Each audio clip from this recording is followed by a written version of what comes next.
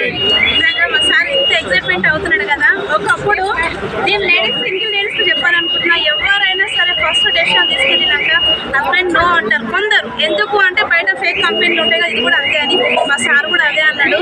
1300 check వచ్చింది, మొండిగా చేసిన, నాకు హెల్ప్ చేయని చెప్పిన. స్టార్టింగ్లో ఇద్దరం వచ్చి ప్యాషనేట్గా బిల్ చేసినాము. ఫస్ట్ నాకు 1300 చెక్ వచ్చినప్పుడు మా సార్ అన్నాడు మా ఫ్రెండ్స్కి ఇచ్చినంత దావలుగా, ఎందుకంటే ఫుల్ నెగిటివ్ కదా అప్పుడు స్టార్టింగ్లో.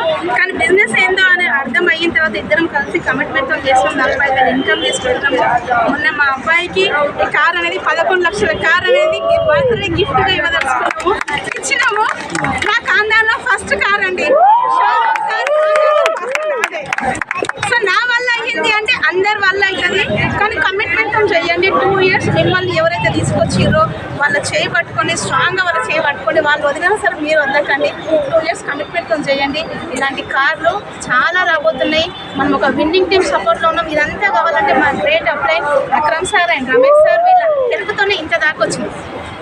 ఫస్ట్ స్టార్టింగ్లో బిజినెస్ వచ్చినప్పుడు ఎవరు వచ్చేది కాదు. అక్రమ్ సార్ అన్నాడు, మేడం మీరు నిలబడండి, ఖచ్చితంగా మీ టీం అయితే అవుతుంది అని చెప్పి. నిజంగా సార్ ఏదైతే ఓపించిండో ప్రతి ఒక్కరు అప్లైన్స్ సబ్మిషన్ ఇంత సక్సెస్ కావాలంటే మా గ్రేట్ అప్లైన్స్ అండి.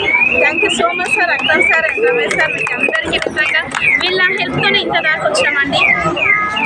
నిజంగా చాలా మాట్లాడాలనుకుంటున్నాము, ఏం మాట్లాడాలో అర్థం అవ్వట్లేదు.